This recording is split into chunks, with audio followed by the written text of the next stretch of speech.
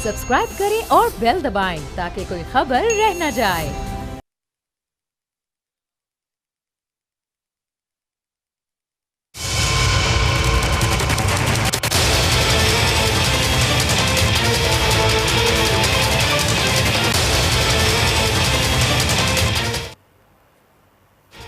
अस्सलाम वालेकुम जी, आप देख रहे हैं प्रोग्राम बस बहुत हो गया। मैं हूं किरण नाज। सबसे पहले मेरी जानिब से, मेरी टीम की जानिब से, बोल न्यूज़ की जानिब से आप तमाम लोगों को, बोल टीवी के नाजरीन को रमज़ानुल मुबारक की बहुत बहुत मुबारकबाद। इस बार का माह रमज़ान नाजरीन एक मुख्तलिफ फ़ज़ा में आया है। मुस्लिम उम्मा के लिए हरमैन शरीफैन और मसाजिद की वक्ती बंदिश के फ़ैसले तकलीफ दे ज़रूर हैं, मगर इस्लाम के अव्वलीन दौर के नज़ायर को सामने रखते हुए फतावा के मोतबर मराकिज़ की ताबीर व तशरीह और इस पर अजमा की कैफियत से ये भी वाज़े हो जाता है कि कुरान और सुन्नत हर दौर में पैदा होने वाले हर मसले के काबिल अमल हल की रहनुमाई के लिए काफ़ी है, मुकम्मल है। इस बार कोरोना वायरस की सूरत में सामने आने वाली आजमाइश में अपने मिजाजों में हमें ज़्यादा नरमी लाने की ज़रूरत है। दूसरों, खुसूसन अपने मातहत लोगों से ज़्यादा शफ़क़त करने की ज़रूरत है। वक्ती मुनाफे के लिए ज़रूरी अशिया मसनूई तौर पर महंगा करने से इज्तनाब करने की ज़रूरत है। माल की हविस से इज्तनाब करने की रविश पर चलने की ज़रूरत है और अपनी सोच और अमल को एक करने पर ज़्यादा तवज्जो देने की ज़रूरत है। और ये तमाम अमल इंसानों, जिसमें आवाम भी आते हैं और हुक्मरान भी आते हैं, दोनों के लिए ज़रूरी है। दुनिया भर में नाज़रीन कोरोना वायरस की तादाद बढ़ रही है। अल्हम्दुलिल्लाह पाकिस्तान में वो हालात नहीं है, वायरस वैसा ख़तरनाक नहीं है जैसा चीन में आया है, जैसा इटली में आया, ब्ला ब्ला ब्ला, यानी जितने मुंह उतनी बातें। लेकिन नाज़रीन हालात बता रहे हैं कि अब ख़तरे से कम की कोई बात नहीं है। पाकिस्तान में जिस तरह से केसेस की तादाद बढ़ रही है, एक छोटा सा एक ग्राफ आपके सामने खींचती हूँ तो आपको अंदाज़ा हो जाएगा कि क्या वाकई हालात अल्हम्दुलिल्लाह ख़तरे से बाहर है, कि क्या वाकई हालात ख़तरे की घंटी नहीं बजा रहे हैं। 26 फरवरी जब पहले 2 केसेस रिपोर्ट होते हैं, 10 मार्च तक केसेस की तादाद हो जाती है 16, अल्हम्दुलिल्लाह ख़तरे की कोई बात नहीं है। 20 मार्च केसेस की तादाद हो जाती है 454, अल्हम्दुलिल्लाह ख़तरे की कोई बात नहीं है। मार्च के अख्तिताम तक केसेस की तादाद हो जाती है 1961। अगर ये समझा जाता है कि अल्हम्दुलिल्लाह ख़तरे की कोई बात नहीं है तो चले मान लेते हैं 10 अप्रैल तक ये तादाद 4888 हो जाती है, परेशानी की बात है। 20 अप्रैल तादाद 8643 और आज यानी गुज़िश्ता 5 दिन के बाद कोरोना वायरस के मरीजों की तादाद पाकिस्तान में 12,500 से ऊपर चली गई है। पिछला हफ्ता नाज़रीन हमारे लिए क़यामत खेज़ साबित हुआ है। खुदा न खास्ता अगर केसेस यूं ही बढ़ते रहे तो वज़ीर आज़म के मिड में 20,000 से ऊपर केसेस की पेशगोई खाकम बदहन मई के आगाज़ में ही दिखना शुरू हो जाएंगे। और इस पर हमारा सेहत का वल्लाह क्या निज़ाम है। पाकिस्तान मेडिकल एसोसिएशन ने मुल्क में मुकम्मल लॉकडाउन पर जोर दिया है। आलमी इदारा सेहत कह रहा है कि अगर इस वबा के ख़िलाफ़ मौसर कार्रवाई पाकिस्तान की जानिब से नहीं की जाती तो खुदा न खास्ता जुलाई के वस्त तक कोरोना वायरस से मुतासरा मरीज़ों की तादाद 2 लाख से तजावुज़ कर सकती है। मिन हैसुल कौम हमारे लिए नाज़रीन ये लम्हा फ़िक्रिया है कि इन अंदेशों को बालाए ताक रखते हुए हम मुकम्मल लॉकडाउन या फिर यूँ कह लीजिए कि मुकम्मल एहतियात करने के हक़ में बिल्कुल दिखाई नहीं दे रहे हैं। प्रोग्राम का आगाज़ कर लेती हूँ और आज की पहले टॉपिक की जानिब बढ़ जाती हूँ। पहली स्टोरी की जानिब बढ़ते हैं और बात कर लेते हैं कि पिछला हफ्ता हमारे ऊपर कितना भारी था, कैसा था। छोटा सा मोन्टाज आपको दिखाती हूँ, फिर बात को आगे बढ़ाते हैं। हफ्ते में ये सारे जो इस वबा से मुतासरा लोग हैं उनकी तादाद 2 गुना हो चुकी है और अब अगली सूरत हाल ये बनती नज़र आ रही है कि हमारे अस्पतालों की जो गुंजाइश या कैपेसिटी है वो जवाब देती नज़र आ रही है। हम इस तरह की जो चोर दरवाजे के साथ रात की तारीकी के अंदर मुआहदा हुआ है, हम इसको तस्लीम नहीं करते हैं। ये हमारे साथ हाथ किया गया है। छोटे ताजिरों को कारोबार की इजाज़त दी जाए। हम महादाराई नहीं चाहते, लेकिन हम अपने हक़ के लिए हर तरह की जद्दोजहद करेंगे।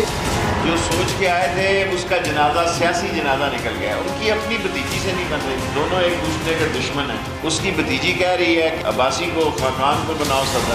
जरदारी बहुत समझदार आदमी है। आसफ जरदारी छठा पैरी बेड़ा है, वो घोंसलों में चले गए हुए हैं और उनको पता है कि ये वक्त जो है 1, 2, 3 महीने अभी सियासत के नहीं रहे।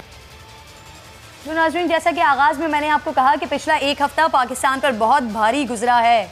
एक हफ्ते के दौरान कोरोना के 4000 केसेस सामने आए। जितने केसेस एक माह में रिकॉर्ड हो रहे थे, पिछले एक हफ्ते में रिकॉर्ड किए गए हैं। क्या खान साहब के खदशात दुरुस्त साबित हो रहे हैं?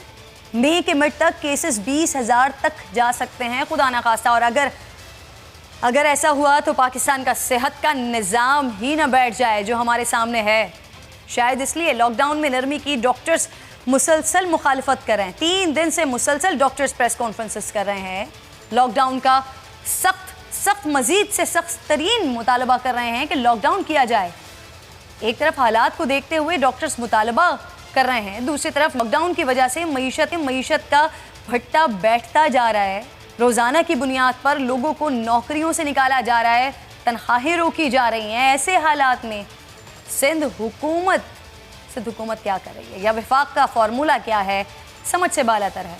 ताजरों का झुकाव वफाकी पॉलिसीज़ की तरफ नज़र आता है तो डॉक्टर्स सिंध हुकूमत की तरफ जाते हुए दिखाई देते हैं। ऐसे में पाकिस्तान इस्लामिक मेडिकल एसोसिएशन के डॉक्टर इफ्तिखार बरनी साहब ने इंकशाफ किया है कि कोरोना के मरीज़ बढ़ते जा रहे हैं और अस्पतालों की गुंजाइश ख़त्म हो रही है। और नाज़रीन, ये वो इंकशाफ है, ये वो बात है जो पिछले हफ्ते हम डिस्कस कर चुके हैं। पिछले हफ्ते हम इस बात का अंदाज़ा लगा चुके हैं कि अगर सिचुएशन यही रहती है और खुदा न खास्ता ये सिचुएशन खिंच जाती है, अब तो जुलाई तक बात हो रही है, अगर ये खुदा न खास्ता मज़ीद 1 साल तक खिंच जाती है तो फिर पाकिस्तान में क्या होगा। अल्लाह ना करे मेरे मुँह में खाक की बात करते हुए। स्मार्ट लॉकडाउन पाकिस्तान के माहौल के हिसाब से मुताबिकत नहीं रखता। लोग स्मार्ट लॉकडाउन की पाबंदी नहीं कर सकेंगे। सख्त लॉकडाउन मजीद 2 हफ्ते होना चाहिए। डॉक्टर इफ्तिखार बरनी कह रहे हैं कि स्मार्ट लॉकडाउन के लिए ताजरों का हुकूमत पर दबाव है। ताजर तबके को चाहिए कि फ़िलहाल इस्तकामत से काम लें। उन्होंने कहा कि मसाजिद कोरोना वायरस मुंतकिल करने का बहुत बड़ा ज़रिया बन रही है। ज़रूरत है कि मस्जिद में जाने के बजाय घर में नमाज अदा की जाए। क्या ताजर मज़ीद सब्र करने को तैयार हैं? क्या सिंध हुकूमत लॉकडाउन को मज़ीद सख्त करेगी? क्या पंजाब में भी नमाज तरावी पर पाबंदी लगा दी जाएगी? इन सारे सवालों के जवाबात लेने के लिए इस वक्त मेरे साथ मेहमानों में मौजूद हैं। पाकिस्तान से उस्मान डार साहब मुझे ज्वाइन कर चुके हैं, आपको मैं खुशामदीद कहूँगी। डॉक्टर फैसल महमूद मेरे साथ मौजूद हैं। जावेद पराचा साहब चेयरमैन सिंध ताजर इत्तेहाद से मेरे साथ मौजूद हैं, और इसके साथ साथ जमील पराचा साहब, और इसके साथ साथ शेख रुहेल असगर मुस्लिम लीग नून से मेरे साथ मौजूद हैं। आप तमाम लोगों को मैं खुशामदीद कहूँगी और आप तमाम लोगों की इजाज़त से मैं चाहूँगी कि डॉक्टर साहब का कमेंट सबसे पहले प्रोग्राम में शामिल किया जाए। डॉक्टर साहब, फैसल महमूद साहब, सबसे पहले तो ये बताइए कि सिचुएशन जैसी हम बता रहे हैं, जैसी हमारे सामने है, सर इतनी ही ज़्यादा ख़तरनाक है या इससे ज़्यादा ख़तरनाक होने जा रही है? देखिए, केसेस तो बढ़ रहे हैं और केसेस बढ़ते रहेंगे, ये तो एक्सपेक्टेड था। ये जो लॉकडाउन है ये केसेस कम करने के लिए नहीं है, केसेस की रफ्तार जिससे बढ़ रहा है उसको आहिस्ता करने के लिए, और ये तो एक्सपेक्टेड है।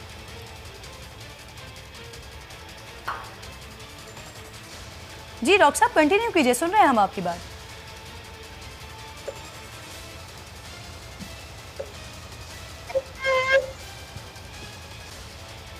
डॉक्टर साहब, सिचुएशन कुछ इस तरह की जो स्मार्ट लॉकडाउन की हम बात करें, क्योंकि दुनिया के दीगर ममालिक में, क्योंकि हमारे जो सियासतदान हैं वो तमाम लोग स्मार्ट लॉकडाउन की और फिर दीगर ममालिक के लॉकडाउन की मुमासलत से बात करते हैं, तो वहाँ पर और यहाँ के स्मार्ट लॉकडाउन में आप लोगों की जानिब से कहा जा रहा है कि पाकिस्तान का कल्चर ऐसा है नहीं कि इस पर अमल किया जा सके। मैं आगे आती हूँ, आपसे बात करती हूँ। उस्मान डार साहब, जिस तरह का ग्राफ मैंने बताया है कि केसेस कहाँ से कहाँ जा रहे हैं, इमरान खान साहब आगाज़ में तो लॉकडाउन के हामी ही नहीं थे, फिर बहरहाल लॉकडाउन पर आए, फिर ये कहा जा रहा है कि ताजरों का दबाव है हुकूमत पर, इसकी वजह से ये लॉकडाउन में नरमी की बातें हो रही हैं। सर खुदा न खास्ता अगर इस लॉकडाउन में नरमी की वजह से केसेस की सूरत हाल इसी तरह बढ़ती रही तो फिर जिम्मेदार कौन होगा? उस्मान डार साहब। देखिए, सबसे पहले तो मैं आपको बोल नेटवर्क का हिस्सा बनने पे मुबारकबाद देता हूँ। आप पहले भी बड़ा ज़बरदस्त प्रोग्राम करती रही हैं और मुझे उम्मीद है कि आप यहाँ भी कंटिन्यू करेंगी। देखिए, इसमें कोई शक नहीं है कि जैसे जैसे टेस्टिंग बढ़ेगी, जैसे जैसे हम TTQ की भी ऑप्शंस की तरफ देखा जा रहा है, ट्रैकिंग और टेस्टिंग एंड क्वारंटीन वाली जो पॉलिसी की तरफ जाने की है कोशिश कि अगर ये टेस्ट कामयाब रहते हैं तो तादाद बढ़ेगी।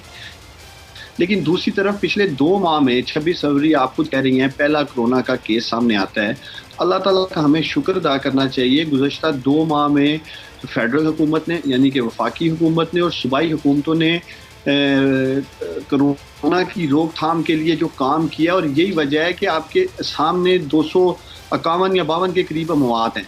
दूसरी तरफ दुनिया में आपके सामने किस तरह लोग अल्लाह को प्यारे हो रहे हैं। हम टेस्टिंग के ऊपर डिबेट कर सकते हैं, जी टेस्टिंग कम हुई है, कोरोना के पेशेंट ज़्यादा हैं, लेकिन दूसरी तरफ ये भी हकीकत है कि अमवात का भी जो स्टेटिस्टिक्स है वो आपके सामने, और ये छुपाई नहीं जा सकती। आज सोशल मीडिया का दौर है, आज इलेक्ट्रॉनिक मीडिया का दौर है, और कहीं खुदा न खास्ता कोई ऐसी पैनिक आती है। बिल्कुल, अल्लाह का लाख लाख शुक्र है कि अगर 12,000 केसेस हैं तो हमारे पास 192 के करीब डेथ टोल है। लेकिन उस्मान डार साहब, मसला ये है कि स्मार्ट लॉकडाउन की जो आप बात कर रहे हैं, डॉक्टर्स भी इस बात का मुतालबा कर रहे हैं कि स्मार्ट लॉकडाउन जिसको पाकिस्तान में लागू करने की या इसको आगे बढ़ाने की कोशिश की जा रही है, पाकिस्तान के अवाम का वो मिजाज नहीं है कि हम स्मार्ट लॉकडाउन के साथ आगे बढ़ सकें और कोरोना के केसेस की रोकथाम या फिर इसके फैलाव की रोकथाम कर सकें। सख्त लॉकडाउन करना पड़ेगा, डॉक्टर्स मुतालबा कर रहे हैं।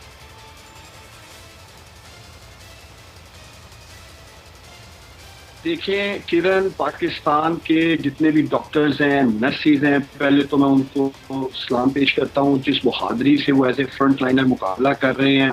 दूसरा, हम उनकी राय का एहतराम करते हैं। मैं समझता हूँ कि आज कोई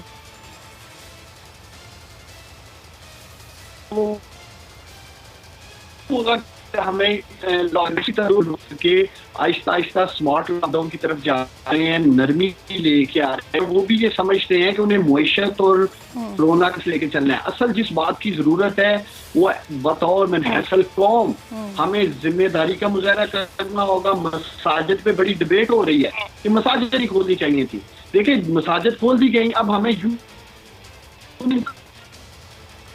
तो अब उसके एसओपीज बने हैं कि सेज के लोगों को नमाज के लिए जाना है, कारपेट या क्लीन के ऊपर नमाज नहीं पढ़ेंगे, उसको निकालना होगा। जो भी उनके सफाई वगैरह के एसओपीज दिए गए हैं उनको अगर हम जिम्मेदारी से पूरा करेंगे जैसे मगरब कर रहे हैं तो इंशाल्लाह तो हमें सामना नहीं होगा। डिबेट आज सिर्फ ये है कि क्या हम एक जिम्मेदार कौम हैं, क्या हम डिसिप्लिन कौम हैं, क्या हम लोग एसओपीज पे अमल सकते हैं। इस पे बात और डिबेट की जा रही है। मैं समझता हूँ पाकिस्तानी आज मुझे सुन रहे होंगे आपके प्रोग्राम से, तो अगर हमें वाकई ही कोरोना का मुकाबला करना है तो वो एहतियात से भी होगा। वो हमारे खाली मास्क एक पहन के और हम बस निकल जाते हैं, जी ठीक है में नजर आ रहे हैं, और बाद में हम कोई एहतियात नहीं कर रहे, सोशल डिस्टेंसिंग नहीं कर रहे। एसओपीज जिस इंडस्ट्री को मिले हैं, मसाजिद को मिले हैं, दुकानों को मिले हैं, तो हम कर नहीं रहे, तो हम कौम को भी खतरे में डाल रहे हैं, अपने अजीजों को, अपनी फैमिलीज को, अपने अहले इलाका को, सब खतरे में डाल रहे हैं। आज मैं सोचता हूँ हाईलाइट ये करनी जरूरत है कि हम सबको जिम्मेदारी मुजाहरा करना है कोरोना में। बिल्कुल दुरुस्त फरमा रहे हैं सर। जिम्मेदारी का मुजाहरा हर किसी की जानिब से, वो चाहे अवाम हो चाहे हुक्मरान हो, जिम्मेदारी का मुजाहरा तो बहुत ज्यादा जरूरी है। और फिर यही होता है कि जब ऊपर वाले एहतियात करते हैं या ऊपर वाले जिम्मेदारी का मुजाहरा करते हैं तो फिर सारे के सारे जिम्मेदारी का मुजाहरा करते हुए दिखाई देते हैं। साथ ही मौजूद हैं आप मेरे जमील साहब की जानिब में आऊंगी। जमील साहब, मुझे ये बताइएगा कि पिछले कई सारे रोज से छोटे ताजरों की जानिब से तो प्रेस कॉन्फ्रेंस की जा रही थी बाकायदा। जब 15 दिन का लॉकडाउन का इख्तिताम हो रहा था उस वक्त भी वो बेचारे बड़े परेशान थे। फिर फाइनली जो बड़े ताजर हैं उनकी मीटिंग्स हुई, सिंध गवर्नमेंट की जानिब से फैसले सामने आए कि चलें जी एक एक दिन की इजाज़त दे दी जाती है। अब जो आप लोगों के मुआहदात हुए हैं सिंध गवर्नमेंट से, उससे अभी भी हमें छोटे ताजर जो हैं वो खुश दिखाई नहीं दे रहे हैं, मुतमईन दिखाई नहीं दे रहे हैं।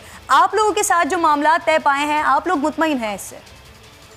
नहीं, हमारे साथ जो मामला तय पाए थे, हमने तो कहा था कि हमें पूरे कराची में जो लॉकडाउन के हवाले से 1 महीना 8 दिन आप हो चुके हैं बंद हुए, तो हमें जो है कारोबार करने की इजाज़त दी जाए। तमाम हिफाजती इंतजामात के साथ हम कारोबार खोलने के लिए तैयार हैं। लेकिन हमारे सामने बात यह आई कि आप जो है पहले मरहले में जो है वो ऑनलाइन कारोबार शुरू करें। हमने उनसे कहा कि ऑनलाइन कारोबार से रिटेलर कैसे शुरू कर सकता है, जबकि रिटेलर जो है वो छोटा ताजिर है। होलसेलर्स तो ऑनलाइन कारोबार फिर भी कर सकते हैं लेकिन रिटेलर नहीं कर सकते, जिस पर हमसे कहा गया कि 3 से 4 दिन में इन साहब से मशावरत कर ये कारोबार की देंगे। लेकिन मेरी ये समझ में नहीं आई। एक तरफ ये लोग हमसे ये वादा किया ऑनलाइन कारोबार शुरू करने के लिए कहा और कहा 3 से 4 रोज में ये बात भी सामने आ जाएगी। लेकिन अब कल जो बातें आई हैं सामने, वो 30 रमजान तक लॉकडाउन कर दिया गया है सिंध के अंदर, और लॉकडाउन में सख्ती कर दी गई है, और ये कहा जा रहा है कि पूरे रमजान नहीं खुलेंगी। तो इस तरह कैसे चलेगा आप बताएं? कि हम बता चुके हैं कराची के सिंध के तस्वीरों के पास बिल्कुल ऐसा नहीं है, वो बिल्कुल फारिग हो चुके हैं, उनके घरों में भूख और अवताफ मौजूद है, वो अपने घरों से निकलेंगे मुझे पता है, कारोबार खोल लें इनकी के मुताबिक। जमील साहब क्योंकि आपकी आवाज़ में थोड़ा सा मसला हो रहा है, मैं दोबारा आपकी जानिब आती हूँ, और जितनी बात मैं आपकी समझ चुकी हूँ वो ये है कि 30 तारीख तक, जब 30 रमज़ान तक लॉकडाउन को प्रोलॉन्ग किया गया है, तो उसकी वजह से आप लोगों की परेशानियां मज़ीद बढ़ जाएंगी। लेकिन क्योंकि डॉक्टर की जानिब से मज़ीद कहा जा रहा है कि इस लॉकडाउन को मज़ीद सख्त किया जा सके, डॉक्टर साहब से भी मैं मालूम करूँ कि शेख रोहेल असगर साहब, आपको मेरी आवाज़ आ रही है? सर, आपकी जानिब मैं आ सकती हूँ? शेख रोहेल असगर साहब, आपको मेरी आवाज़ आ रही है? रोहेल असगर साहब, ज़रा आप मुझे बताइएगा, डॉक्टर्स की जानिब से मुतालबात किए जा रहे हैं कि लॉकडाउन को मज़ीद सख्त किया जाए, सिंध गवर्नमेंट इस हक़ में दिखाई दे रही है कि सख्त लॉकडाउन किया जाए, स्मार्ट लॉकडाउन की हामी है, हमें दिखाई देती है वफाक। आप बताइए, बहैसियत मुस्लिम लीग नून अपोजिशन की क्या सोच रही है इस वक्त? किसकी पॉलिसी बेहतर दिखाई दे रही है आपको, वफाक की या फिर पंजाब की या फिर सिंध गवर्नमेंट की? बिस्मिल्लाहिर्रहमानिर्रहीम। किरण, बात असल पे ये है कि ये मैं सियासी जमात की तरफ से बात नहीं करूँगा। सियासी जमात की अपनी एक सोच होती है, उनकी अपना एक फिक्र होती है, असूल अपने होते हैं उनके। ये मैं आपको बहसियत, क्योंकि आपने मेरे नाम लिया तो मैं अपने नाम की वजह से आपसे कुछ गुजारिशात कर दूंगा। उसमें ना तो मैं वफाक पे तनकीद कर रहा हूँ, ना मैं सिंध गवर्नमेंट की बात कर रहा हूँ, ना मैं किसी और सूबे की बात कर रहा हूँ। ये एक बुनियादी बात है जो समझनी पड़ेगी हमें। देखिए, अब जैसे मैं आपकी बातें सुन रहा था, पहले तो मुझे नहीं पता आपने क्या उनसे किया और कौन साहब थे, तो मैं सुन नहीं पाया। इनकी बातें मैं सुन रहा था कि आपको असूली तौर पे आपको कैटेगराइज करना पड़ेगा। आपके मुल्क में ये लॉकडाउन, स्मार्ट लॉकडाउन, बड़ी किसी ने बड़ी खूब बात की थी। उन्होंने कहा बाहर निकलेंगे तो आपको वो आपकी जान लेगी, घर पे रहेंगे तो भूख आपको मार देगी। अब जब ये एटीट्यूड हो जाए या ये एक जहन में एक चीज हो, तो फिर आप मुझे ये बता दीजिए कि वो किस तरह आप घर में रह सकते हैं, किस तरह आप अपने काम से जुड़े नहीं रह सकते। ये आप जो बात कर रही है ना, ये तो आप बात कर रही है ताजरों की, बड़े ताजरों की, दरमियाने ताजरों की, छोटे ताजरों की। तो ताजर होगा, उसने कुछ न कुछ बचा के रखा होगा अपने बुरे वक्त के लिए, महीना, 2 महीने, 3 महीने निकालने का। किसी में सख्त होगी, किसी में 6 महीने निकालने की सख्त होगी, किसी में साल। आप जरा दूसरी तरफ आ जाइए ना, जो एक ऐसा ताजर है जो सारा दिन आपकी गलियों में आवाजें मार के और अपना सामान बेच के जाता है, और रात को अपने बच्चों के लिए खाना लेके जाता है। अब उसके पास तो ऐसा सरमाया नहीं है, जो अपनी रेहड़ी के ऊपर रखा हुआ सरमाया वो कितने दिन खा लेगा। अब जब ये सारी चीजें, ये सारे नखरे जो है ना वहाँ पे होते हैं जहाँ पे आपकी माशी तौर पे आप बहुत मुस्तकिम हो, हुकूमतें आपकी मदद जारी रखें और आपको ये कहें कि आप घर बैठे रहें, आपको खाने के लिए, आपको पहनने के लिए, आपको इस्तेमाल के लिए सब चीजें आपके घर पे आपको मैसर आ जाएंगी, फिर तो चल जाता है ना। इस तरह बातें कर। अब आप डॉक्टर्स की बात कर रही हैं, डॉक्टर्स अपने प्रोफेशन में वो बिल्कुल बजा फरमा रहे हैं, उनका नुक्ता नजर बिल्कुल दुरुस्त है। वो चूंकि प्रोफेशनल हैं, उनका एक सेहत के साथ एक ताल्लुक है, वो खुदा की शक्ल में आपके लिए एक रहमत बनते हैं, वो तो अपनी तौर पर बिल्कुल ठीक कह रहे हैं। लेकिन डॉक्टर्स को ये भी देखना होगा कि उन लोगों को जिनको आप एड्रेस कर रहे हैं, उनमें कितने % लोग ऐसे हैं जो पढ़ लिख लेते हैं, जो अवेयरनेस रखते हैं, जो बात करते हैं। अब हमारे यहाँ 2 चीजें बहुत जरूरी हैं किरण। एक बात जरा ज़हन में रखें कि ये इस्लामिक स्टेट है, और जहाँ पे लोग दीन के साथ जुड़े हुए हैं और बहुत मजबूती के साथ जुड़े हुए हैं भाई। वो एक है ना जो रात कब्र में वो बाहर रही हैं। बिल्कुल, ये सोच आप निकाल नहीं सकते लोगों से। रोहेल असगर साहब, ये तो हमारे ईमान का हिस्सा है ना सर। लेकिन आपने जो डॉक्टर से बात की है ना, डॉक्टर्स के हवाले से जो आपने बात की, मैं चाह रही हूँ कि आप अपनी बात मुकम्मल करने से पहले उनका जवाब भी ले लूँ। तो डॉक्टर साहब साथ ही मौजूद हैं। डॉक्टर साहब, रोहेल असगर साहब की आपने गुफ्तगू सुनी। अब यही मसला है कि एक तरफ भूख है, एक तरफ कोरोना है। लॉकडाउन में अगर मुकम्मल तौर पर लॉकडाउन नहीं भी किया जाता तो क्या कोई और हल है आपके पास, या इसके अलावा कोई और हल नहीं कि सोशल डिस्टेंसिंग के लिए सब कुछ बंद कर दिया जाए? सो देखिए, आपके लॉकडाउन जो है ये तो गवर्नमेंट की तरफ से हिदायत होगी, मगर लॉकडाउन हो या ना हो, आपकी जो अपनी माशरती रिस्पॉन्सिबिलिटी है, अपनी जिम्मेदारी है, वो तो जो तो चलती रहेगी ना। आपको घर से कम निकलना है, अपने बुजुर्गों को बचा के रखना है, वायरस घर नहीं लेके आना है। आप लॉकडाउन ताहे आप तो कर नहीं सकते, और ये वायरस कहीं जा नहीं रहा है। ये वायरस जो है ये हमारे साथ महीना, 2, 3, 4, 5 महीना भी रहेगा, हो सकता है कभी भी ना जाए। ये जो इक़्तिदाम है ये तो आपको कभी ना कभी कंटिन्यू रखने हैं, जो आपको करने। Lockdown is very short term. Lockdown से होता ये है कि हम लोग अपने हेल्थ सिस्टम को इम्प्रूव कर सकते हैं, तैयारियां कर सकते हैं, मगर लॉकडाउन आप पूरे वक्त तो नहीं रख सकते, बिकॉज ऑब्वियसली जैसे आपने बोला आपके दूसरे गेस्ट ने कि इससे डॉक्टर साहब मुझे आप कह रहे हैं कि 2, 3, 4 और शायद कभी भी ना जाए। तो वुहान की अगर मैं बात करती हूँ तो वुहान के बारे में तो ये कहा जा रहा है कि वहाँ पर सब कुछ खत्म हो गया है, जिंदगी दोबारा से बहाल हो गई है, तमाम लॉकडाउन सब खत्म हो चुका है। तो क्या आपकी नज़र में जिस तरह आप बात कर रहे हैं वुहान से भी नहीं गया है कि वायरस? देखिए, ये वायरस जो है ये आपके माहौल में तो होगा ना, एंड सबसे बड़ा जो सवाल ये है, एंड ये पूरी दुनिया वुहान की तरफ ही देख रही है कि ये जो लॉकडाउन उन्होंने खत्म किया है, इसके बाद क्या है, इनका सेकंड पीक आएगा कि नहीं आएगा।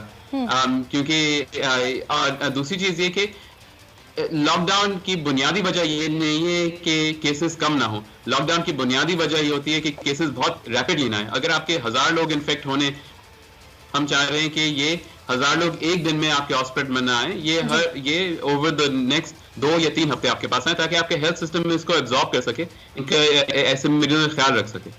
ठीक है डॉक्टर साहब, बहुत बहुत शुक्रिया आपका, आप साथ मौजूद थे। जमील पराचा साहब, आपका भी बेहद शुक्रिया। मुझे एक छोटा सा ब्रेक लेना है, ब्रेक के बाद वापस आते हैं तो दोनों मेहमान पीपल्स पाकिस्तान मुस्लिम लीग नून से और पाकिस्तान तहरीक इंसाफ से दोनों मेहमान मेरे साथ मौजूद हैं। पॉलिटिकल एंगल्स भी डिस्कस करेंगे, लेकिन ब्रेक के बाद।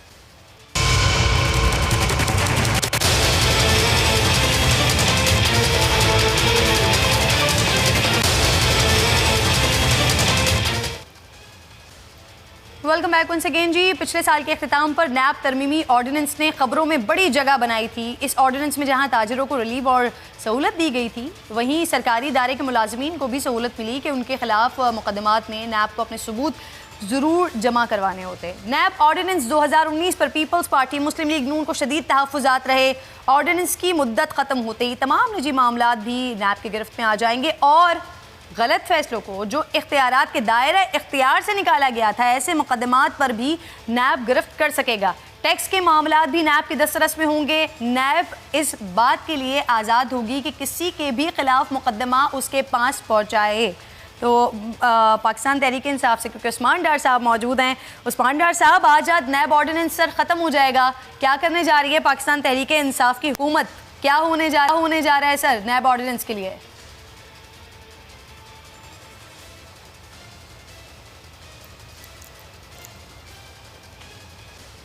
देखिए किरण, मुझे तो खैर ऐसा इंफॉर्मेशन नहीं है कि आज अगर मुद्दत खत्म हो रही है तो कल क्या करने जा रहे हैं, लेकिन कम अज़ कम जो हमारी एक नेक नीति से कोशिश रही और हम ऑर्डिनेंस की तरफ गए, चूँकि हम चाहते थे कि एहतसाब के अमल पे जो नैब के ऊपर बहुत ज़्यादा भारी जिम्मेदारियाँ थीं, आपके एंटी करप्शन का महकमा एग्जिस्ट कर रहा था, FIA एग्जिस्ट कर रही थी, तो उस वक्त जो स्टेप लिया गया वो बुनियादी तौर पे इसलिए लिया गया कि बहुत सारे और अदारे मौजूद हैं जो मेक श्योर कर सकते हैं मुल्क के अंदर करप्शन के मामलात को अकाउंटेबल कर सकते हैं, जैसे आप बता भी रही थी। लेकिन मैं ये समझता हूँ कि ये भी एक बड़ी ही मायूस कुन बात है कि 72 साल गुजरने के बाद भी आज पाकिस्तान में हम कोई ऐसा ट्रांसपेरेंट अकाउंटेबिलिटी का प्रोसेस सामने नहीं रख सके जिस पे अवाम बिलखसूस, जिस तरह आजकल आप देखते ही हैं कि नैब को कंट्रोवर्शियल किया जाता है, उसके फैसलों को कंट्रोवर्शियल किया जाता है कि हमें एतमाद हो।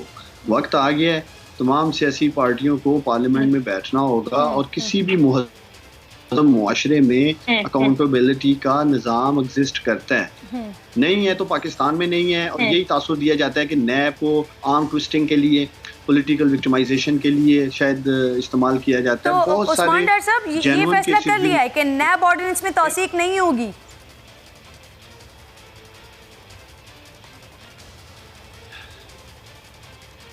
देखिए, मुझे ये इत्तलात नहीं है, जैसे मैं आपको कह रहा हूँ, मैं गुज़श्ता 3-4 रोज़ से डिस्ट्रिक्ट शालकोट में काम कर रहा था, यहाँ कोरोना के सिलसिले में जो मसाइल दरकार थे उन पे काम कर रहा था।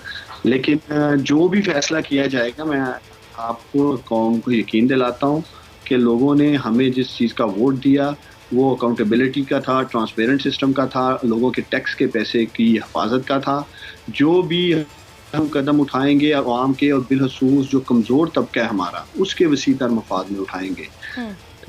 यहाँ PMLN के नुमाइंदे मौजूद हैं, मैं समझता हूँ वो मेरे इस मौक़िफ़ की ज़रूर तारीफ और सपोर्ट करेंगे कि हमें किसी ऐसे निज़ाम की तरफ जाना होगा जिसके ऊपर आवाम का सर, क्योंकि आपने खुद कहा कि आप बहुत ज़्यादा इन्फॉर्म नहीं है इस हवाले से, तो मैं आपसे ज़रूर पूछना चाहती थी कि फिर क्या इस मामले पर तमाम अपोजिशन के तमाम मेंबरान को ऑन बोर्ड लिया जाएगा और फिर इस पर बात की जाएगी, लेकिन फिर कभी अगले प्रोग्राम्स में इस पर डिस्कस करेंगे। लेकिन जितनी आपने बात की है, रुहेल अफजल साहब, आप अग्री करते हैं उस्मान डार साहब जो बात कर रहे हैं? मैं एक तो बात उनकी सुन नहीं पाया, लेकिन मैं ये बात कर दूँ करीम। पहली बात तो ये कि ये वैसे ही तरीका गलत था, ऑर्डिनेंस जो किया गया उसमें नहीं करना चाहिए था। असेंबली क्योंकि इंटैक्ट थी, आपको चाहिए ये था कि पूरी जुमला सियासी जमातों को ऑन बोर्ड लेके उनकी मशावरत के साथ, उनके बहस और मुबाहिसे के बाद आप एक कानून मुतारफ करवा देते असेंबली के और असेंबली से उसको इंडोर्स करवा लेते। तो मेरे ख्याल में वो ज़्यादा बेहतर और आसान हल था। उससे किसी सियासी जमात को कोई बात करने की मतलब चंदा फिर जरूरत न रहती। लेकिन इसके बाद जैसे आप हमारी हैं कि आज वो ऑर्डिनेंस ख़त्म हो रहा है, और इस ऑर्डिनेंस से अगर मैं गलत नहीं कह रहा या मेरे ज़हन में है, तो मेरे ख्याल में नैब के तर्जुमान ने अपने तहफ़्फ़ुज़ात का इजहार किया था इस ऑर्डिनेंस में भी। अब देखें ना, ये बड़ी अजीब सी एक जग हंसाई वाली बात हो जाएगी ना कि अगर आप इसको दोबारा रिफ्रेश नहीं करते या इसको दोबारा आप नहीं करते इस ऑर्डिनेंस को, तो फिर अब बहुत सारे दोस्त जिनको आपने बड़े मजमे के अंदर ये कहा था कि मेरे बहुत सारे दोस्त इस मजमे में बैठे हुए हैं, ये मैं प्राइम मिनिस्टर की बात करूँ कि मेरे बहुत सारे दोस्त इस मजमे में बैठे हुए हैं जो बहुत परेशान थे, लिहाजा मुझे ये करना पड़ा। तो इसका मतलब वो दोस्ती अब उनके साथ नहीं रही, तो इसलिए आप ऑर्डिनेंस में दोबारा रिवाइज नहीं करेंगे जी। और नहीं होता तो फिर सवाल ये बनता है सर कि क्या फिर आप ताजरों को ये इजाज़त दे रहे हैं, सर्टिफिकेट दे रहे हैं कि फिर आप ताजरों को हिरासा करें। बहरहाल अब आगे भी बढ़ती हूँ। शेख साहब, आपसे मुझे आपसे मजीद भी बात करनी है। शेख रशीद साहब के हवाले से कह रहे हैं शहबाज शरीफ साहब की पार्टी सदारत खतरे में है। आपने सुना होगा ज़रूर उनकी ये बात। मैं वैसे एक माजरत चाहता हूँ, मैं बड़ी माजरत के साथ, मैं अव्वल तो किसी ऐसे शख्स की बात नहीं सुनता जिसका न सर हो न पैर हो, ना उसकी ज़ात हो ना उसका कुछ किरदार हो, तो मैं उस पर ज़रा थोड़ा ध्यान कम ही देता हूँ। लेकिन ये बात जो आप कर रही हैं, मैं आपकी बात को फॉलो करके, ये एक ज़ाती मामला है, एक सियासी जमात का अंदरूनी मामला है। किसी को कोई हक नहीं पहुँचता कि वो इस पर कोई बहस करे या इस पर कोई अपने कमेंट्स दे या इस पर अपनी आरा देने की कोशिश करे या ये साबित करेगा उससे ज़्यादा इन्फॉर्म आदमी कोई नहीं है। भाई हाँ, खुदा के बंदो, मैं तो हैरान हूँ कौन लोग इसकी बातें सुनते हैं, कौन लोग बातें सर। अब क्योंकि उन्होंने बात कर दी रुहेल साहब, क्योंकि उन्होंने बात कर दी है, अब ये एक सवाल तो बन गया ना, अब आवाम के जहनों में एक सवाल चल गया। तो क्या वाकई पार्टी के अंदर कोई इस तरह की डिस्कशन हो रही है? ओहो, देखें आप एक बात गौर से बात सुन ले मेरी। आप इलेक्ट्रॉनिक मीडिया उठा के देख लें, आप सोशल मीडिया उठा के देख लें, बहुत सारे गिले शिकवे आ रहे हैं जी। मोहतरमा मरियम नवाज साहबा बिल्कुल आइसोलेशन में है, वो किसी से जिक्र खैर नहीं करती। एक आध दफ़ा गई हैं, वो खान अब्बासी साहब को मिलने गई हैं और एक आध दफ़ा और गई हैं। उसके बाद तो उनका कोई ऐसा नहीं, खान अब्बासी साहब को मिलने इसलिए गए तो वो जेल से वापस आए थे, उनके साथ उनका एक तल्लुक है, न्याजमंदी है, आपस में एक तरह वास्ता पुराना, उसके लिए उनके पास गई। और उसके बाद वो मेरे ख्याल में शायद उनकी तरफ से किसी किस्म का कोई इंदिया भी नहीं दिया गया, किसी किस्म का कोई इशारा नहीं दिया गया। और बात एक और बात, इस वक्त तो आप ऐसे ही देख लीजिए, सोशल इंसेंसिटी इतनी ज्यादा है कि आप उसमें इतनी आइसोलेशन में है, आप इतने दूर में हैं कि आप, इसलिए एक प्रोसेस होता है ना, आप एक जनरल काउंसिल का इजलास बुलाते हैं अगर आपने की कैसी रद्द-बदल करनी है, कोई इस किस्म का है ही नहीं। शेख रुहेल असगर साहब, मैं आपके इसलिए शुक्रगुजार हूँ कि अगला सवाल मैंने पूछा नहीं था और उसी सवाल का जवाब आपने, यानी शाहिद खाकान अब्बासी साहब के हवाले से आपने खुद ही इस बात का जवाब दे दिया। बहुत बहुत शुक्रिया आपका। उस्मान डार साहब, आपका भी बेहद शुक्रिया। आप दोनों मेहमान मेरे प्रोग्राम में साथ मौजूद। ब्रेक ले लेना है मुझे नाज़रीन, और ब्रेक के बाद जब मैं वापस आऊँगी तो वज़ीर आज़म पाकिस्तान की ख्वाहिश पर एक ड्रामे का आगाज़ किया गया है पाकिस्तान टेलीविज़न की स्क्रीन पर, इस पर बहुत इंपॉर्टेंट डिस्कस करनी है, साथ रहिएगा।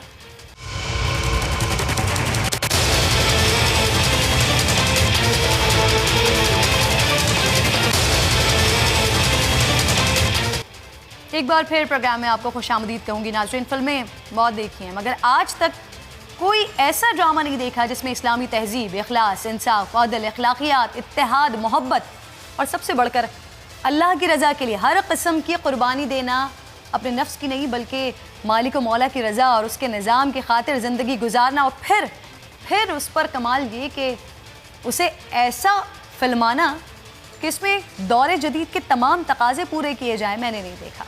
मैं बात कर रही हूँ तुर्की का मशहूर तरीन और दुनिया की सबसे बड़ी ड्रामा सीरियल उर्तुगल गाजी की, जिसकी पहली किस्त आज वज़ीर आज़म पाकिस्तान इमरान खान साहब की हिदायत पर पाकिस्तान टेलीविज़न पर नशर की गई है।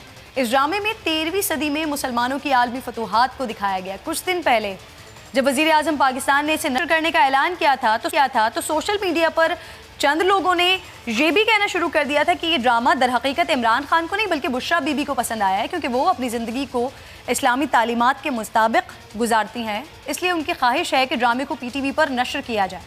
इसमें कितनी सच्चाई है इस पर भी मैं बात करूंगी, मगर अभी इस तारीखी ड्रामे के हवाले से मैं कुछ आपको बताना चाहती हूँ। ये ड्रामा तुर्की के मारूफ फिल्म साज की जानिब से बनाया गया है और दिल उर्तुगल एक तिलिस्म कदा है जो माजी को हाल से जोड़ता है और मुस्तकबिल की तामीर करता है। ये वो आईना है नाज़रीन जिसमें माजी और हाल इकट्ठे एक साथ यकजा दिखाई देते हैं। ये उम्मत का वो ख्वाब है जो आज से ठीक 800 बरस पहले देखा गया। इस ड्रामे के 5 सीज़न हैं। पहले सीज़न से लेकर 5वें सीज़न तक कहानी, प्लॉट, किरदार, मुकालमे, प्रोडक्शन सब बेहतरीन, जानदार। आप एक दफ़ा ये ड्रामा ज़रूर देखिएगा, तो फिर इसे पूरा किए बगैर आप दम नहीं लेंगे। बहरहाल इसमें दिखाया जाने वाला कल्चर ज़रूर है ऐसा कि इसे आप अपनी फैमिली के साथ बैठकर मुतमईन होकर देख सकते हैं। इस ड्रामे को इस्लामिक गेम ऑफ थ्रोन भी कहा गया है। मेरे ख्याल में इस्लामिक का लफ्ज़ इस्तेमाल करने की ज़रूरत नहीं है। हाँ, ये कहा जा सकता है कि अगर गेम ऑफ थ्रोन मगरबी कल्चर और नज़रिए का नुमाइंदा है तो दिल उर्तुगल आज के दौर में इस्लामिक कल्चर और नज़रिए का नुमाइंदा है, जहाँ गेम ऑफ थ्रोन्स में मगरबी तहजीब के औसाफ, बदकारी, फहाशी, उरियानियत, महरम रिश्तों की तबाही और इक़्तिदार के लिए बदतरीन जिद्दोजहद दिखाई गई है। 13वीं सदी ईस्वी में जब मुस्लिम दुनिया इंतशार का शिकार थी, खिलाफत अब्बासिया कमज़ोर पड़ चुकी थी, मंगोल पे दर पे हमलों से मुस्लिम दुनिया को तख्त ताज को ताराज कर रहे थे, उसी दौर में काई कबीला जो बहुत से दूसरे तुर्क कबीलों की तरह एक खाना बदोश कबीला था, उर्तुगल ने सलीबों के साजिशों और मंगोलों के हमलों के ख़िलाफ़ न सिर्फ तुर्क कबीलों की एक लड़ाई लड़ी बल्कि एक ऐसी रियासत की बुनियाद रखी जो आगे चलकर अजीम उस्मानी सल्तनत के नाम पर 700 साल तक दुनिया के नक्शे पर कायम रही, जिसने अरबो अजम के फिर से खिलाफत की वहदत तले इकट्ठा कर दिया और जिसने यूरोप, एशिया और अफ्रीका के 3 बड़े आज़मों पर इस्लाम का परचम लहरा दिया। अब आप ये सोचिए कि जब मैं आपको ये बता रही हूँ तो मेरा जोश और मेरा जज्बा कि ये इस्लाम की तारीख़ है, ये हमारी तारीख़ है जिस पर हम फ़ख्र महसूस करते हैं, तो जब हम इसे देख रहे होंगे उस वक्त क्या सिलसिला होगा। इस ड्रामे में दिखाया गया कल्चर कदीम इस्लामी तुर्क कल्चर है, वो बहुत खूबसूरत है। उनके बहुत से रस्म व रिवाज देख कर दिल यही करता है कि काश हमारे यहाँ भी ऐसे ही रस्म व रिवाज हों। खुसूसन तुर्क ख़वातीन का माशरती किरदार बहुत जानदार और कुदरती दिखाया गया, जो आज के दौर में औरतों की आज़ादी और फेमिनिज़म का शाफ़ी इलाज है। मगर मेरा सवाल अब यहाँ पर यह है नाज़रीन कि क्या पाकिस्तान में ऐसे ड्रामे बनना मुमकिन नहीं है? क्या हमारी तारीख़ ऐसे बहादुरों और इस्लामी तहजीब से भरी हुई नहीं है? तो क्या वजह है कि हम उर्तुगल जैसा शाहकार नहीं बना सके? अहलियत का मसला है, या फिर इस तरफ तवज्जो ही नहीं दी गई, या फिर हमारे पास सही तारीख़ मौजूद नहीं है? क्या वजह है कि हम ऐसा काम नहीं कर सकें? इस पर बात करने के लिए पाकिस्तान की मारूफ शख्सियत किसी तारुफ की मोहताज नहीं है। खलीलुर रहमान कमर साहब मेरे साथ मौजूद हैं, मुफ्ती ज़ुबैर साथ मौजूद हैं। मैं आप दोनों को खुशामदीद कहती हूँ। और सबसे पहले खलीलुर रहमान कमर साहब, आपकी फील्ड है सर, आप ही इसी बात का बेहतरीन तरीके से जवाब दे सकते हैं। इस ड्रामे के बारे में जो कुछ मैंने बताया, क्या ज़बरदस्त खूबसूरत तारीख़ है, हम क्यों कोई ऐसा शाहकार बना सके? हम क्यों इस तरफ काम नहीं कर सके या नहीं करते? क्या मसला क्या है? क्या तारीख़ की कमी है हमारे पास, या फिर तवज्जो ही नहीं देते इस पर?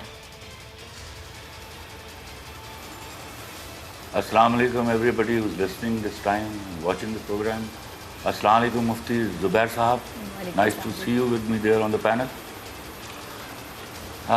किरण नाज, मुझे ज़रा बताइएगा इससे पहले कि मैं जवाब दूं आपको तुर्की की सरकारी ज़बान क्या है? तुर्की की सरकारी ज़बान तुर्की है। तुर्की की सरकारी ज़बान टर्किश है। हाँ। टर्किश है। तो उस खुशकिस्मत कौम के पास अपनी ज़बान मौजूद है और मेरी बदकिस्मत कौम के पास अपनी ज़बान मौजूद नहीं है। हमारे यहाँ मैं शायद सालों से चीख रहा हूँ हर प्रोग्राम में कि हमसे हमारी ज़बान छीन ली गई है। हम वो बदकिस्मत लोग हैं जो सारा दिन अंग्रेज़ी पढ़ते हैं और काम उर्दू, पंजाबी में, सिंधी में, बलोची में, पश्तो में करते हैं। ये वो अलमिया है जो हमें जिसने हमें कहीं का नहीं रखा। मैं बार बार ये बात कहता हूँ, हम उस वक्त तक संभल नहीं पाएंगे जब हम जिस्म की ग़ुलामी के साथ ज़बान की ग़ुलामी से भी आज़ाद नहीं हो जाएंगे। जिन कौमों ने तरक्कियाँ की हैं, जिन कौमों ने अपने कल्चर को अपनी मुट्ठी में थाम के रखा है, उन्होंने सबसे पहले अपनी ज़बान का एहतराम किया है। हम वो बदनसीब कौम हैं जिनको बहुत शौक़ है उस ज़बान के बोलने का जो हमारे कभी किसी काम नहीं आएगी। ये तो पहला काम। दूसरी बात, आपने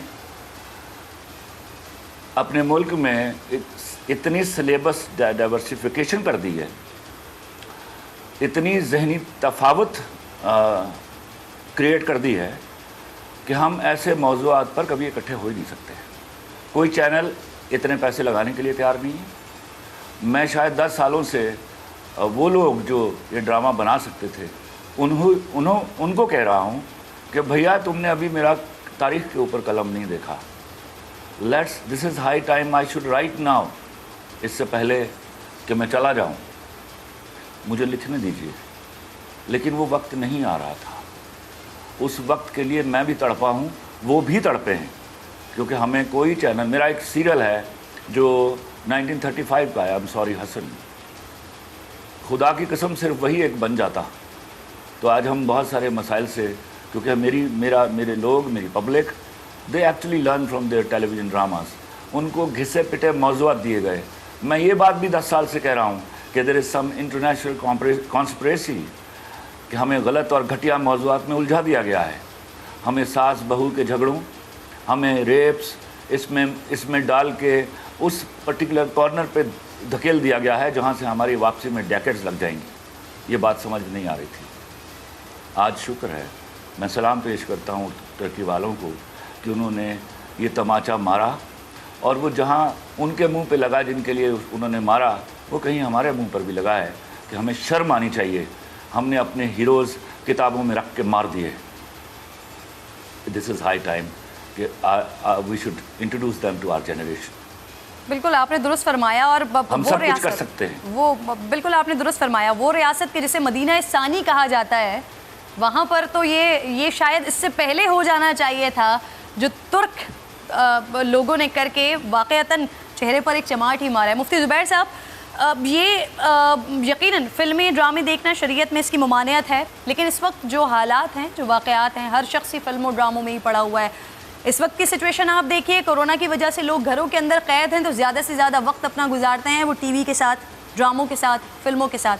क्या मैं बड़े अदब के साथ, बड़े मोहतरम अंदाज में आपसे ये सवाल पूछना चाहती हूँ कि अगर इस तरह का कोई ड्रामा जहाँ पर शहादत को फ़ख्र दिखाया जाता हो, जहाँ पर दीन इस्लाम की सरबलंदी की बात की जाती हो, जहाँ अल्लाह रब्बुल इज़्ज़त की रज़ा के लिए अपना सब कुछ छोड़ देने की बात की जाती हो, क्या उलमाए कराम ऐसे ड्रामे देखने, जहन साजी के लिए, फ़िक्र साजी के लिए, क्या उलमाए कराम इस तरह के ड्रामे देखने की इजाज़त देंगे या इसकी भी ममानियत ही करेंगे? बिस्मिल्लाहिर्रहमानिर्रहीम, नहमदुहु व नुसल्ली अला रसूलिहिल करीम, अम्मा बाद। गुजारिश ये है कि पहली बात तो ये है कि मोहतरम खलीलुर रहमान कमर साहब की खिदमत में और आपकी खिदमत में सलाम। मैंने उनकी कोई गुफ्तगू नहीं सुनी, मुझे आवाज़ नहीं आ रही थी, इसलिए मुझे मालूम नहीं कि मोहतरम खलीलुर रहमान कमर साहब ने क्या इरशाद फरमाया, तो मैं उनकी बात नहीं सुन सका। अलबत्ता जो आपने सवाल किया है पर्टिकुलर, मैं उस सवाल के जवाब की तरफ आता हूँ। सबसे पहली बात तो ये है कि इसमें कोई शुबा नहीं कि औरतगल की जो तारीख़ है वो बड़ी वल है, इंतहाई उम्दा और ड्रामा नहीं देख मुफ्ती ज़ुबैर साहब, ऑब्वियसली क्योंकि इस वक्त सिचुएशन ऐसी है कि आप तमाम लोग, हम ज़्यादातर लोगों को स्टूडियो में लेकर नहीं बैठ सकते, इसकी वजह से कुछ आवाज़ का भी मसला हो रहा है। अब आपकी आवाज़ मुझे सही आना शुरू हो गई, प्लीज़ कंटिन्यू कीजिएगा अपनी बात को। ज़ुबैर साहब,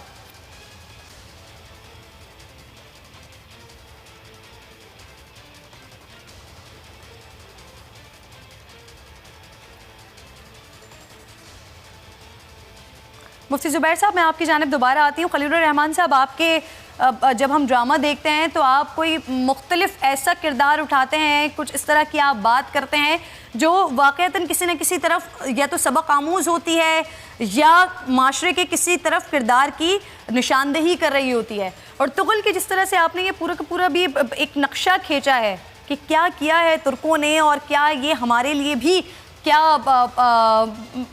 किस तरह की ये मिसाल रखता है। कुछ सोच रहे हैं आगे इस तरह का करने के लिए, जहन साजी के लिए, किरदार साजी के लिए?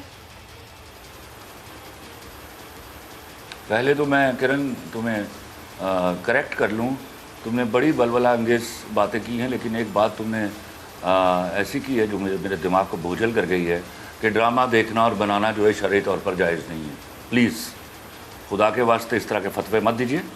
अगर ड्रामा देखना जायज़ नहीं है, फ़ोन भी इस्तेमाल कर। एक मिनट चुप सुन लीजिए ना, मैंने सुना आपको जी। अब मैं बोल रहा हूँ, मुझे सुनिए। सेल फ़ोन इस्तेमाल करना, टीवी चैनल बनाना, वहाँ बुला के एंकर्स को उसके साथ झूठ बोलना, ये भी जायज़ नहीं है खुदा के वास्ते। और इस पर इज्तिहाद करना होगा कि क्या हमें वो चीज़ें दिखानी है। इसी तरह की बातें करके हमने अपने हीरोज़ जो है अपनी किताबों में छुपा के रखे हैं, और नतीजा क्या हुआ, आपके यहाँ एक सकाफ़ती यलगार हुई और इंडिया के सारे भगवान आपके बच्चों की ज़बान पर आ गए और आपके हीरोज़ कहीं दूर कोनों में दीवारों के ओट पे छुप गए। खुदा के वास्ते इस तरह की बात करते हुए ज़रा एहतियात फरमाइए। अब पूछिए मुझसे सवाल, मुझे इस बात पर तकलीफ़ हुई थी बहुत।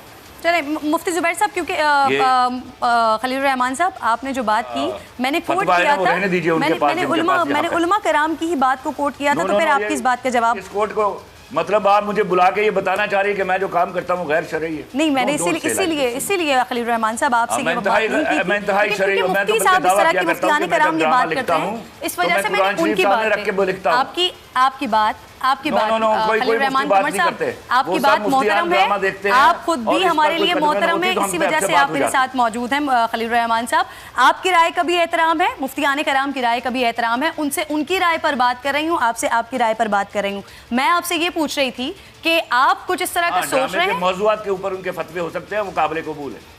मैं आपसे ये पूछ रही थी कि क्या आप अर्तुगरुल को देखते हुए कुछ सोच रहे हैं आगे करने के लिए? Of course मैं सोच रहा हूँ, and 3 days ago I have spoken to Humayun Saeed and we have decided to do something like this, you know। मैं शायद ये बात उसको पिछले 12 साल से कह रहा हूँ, लेकिन हमारी बहुत सारी लिमिटेशंस हैं। हमें इस तरह का ताना इसलिए नहीं दिया जा सकता कि हमारे पास सिर्फ वसाइल का प्रॉब्लम है, वरना हमारे पास बेहतरीन एक्टर मौजूद हैं, बेहतरीन डायरेक्टर मौजूद हैं और खलीलुर रहमान साहब आप इस वक्त ब्रेकिंग न्यूज़ दे रहे हैं, आप बड़ी न्यूज़ दे रहे हैं, और ये पाकिस्तानियों के लिए आप खुशखबरी दे रहे हैं कि आप अगर इसके बारे में सोच रहे हैं, ये बहुत बड़ी खबर है, ये मेरे लिए बहुत बड़ी खबर है, ये पाकिस्तानी नाजरीन के लिए बहुत बहुत बहुत बड़ी खबर है, बहुत खुशी की बात है जो आप ये इसको करने के लिए सोच रहे हैं। इस्लामी तारीख मैं कल से उसको लिखना शुरू कर रहा हूँ, बहुत जबरदस्त। मैं मुबारकबाद भी आपको पेश करती हूँ और मुझे बड़ी खुशी हुई है आपकी ये बात सुन के। मुफ्ती ज़ुबैर साहब, जी सर, आप कंटिन्यू कीजिएगा अपनी बात को।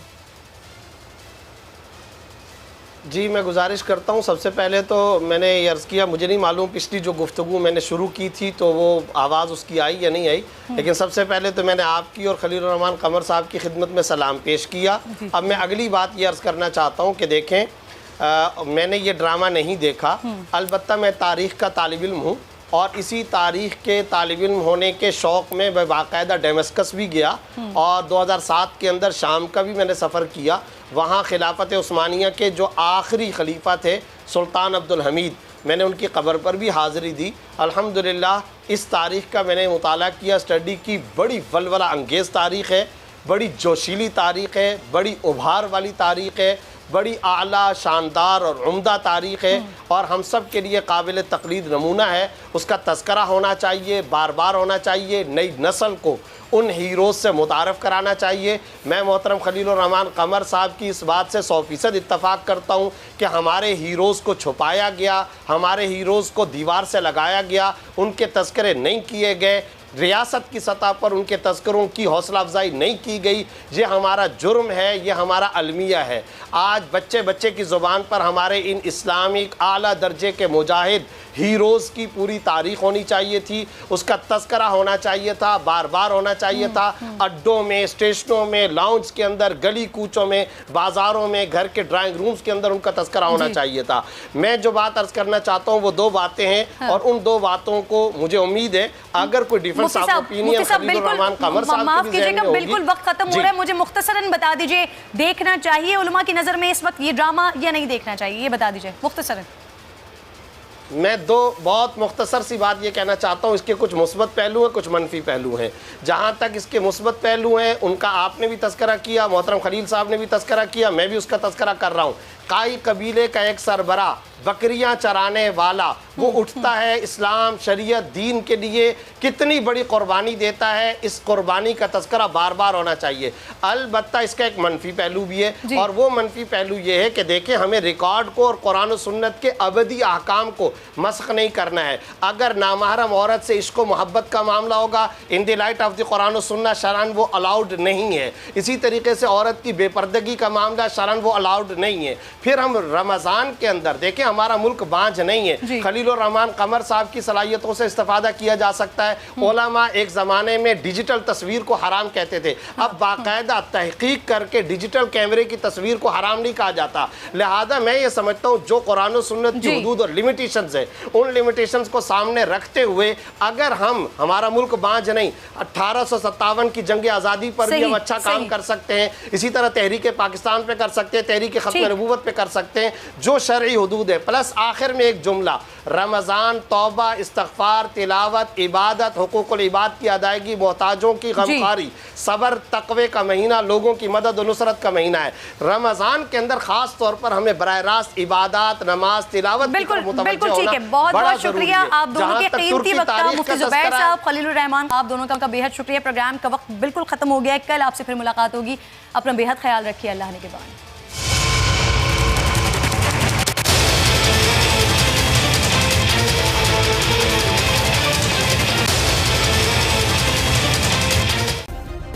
सब्सक्राइब करें और बेल दबाएं ताकि कोई खबर रह न जाए।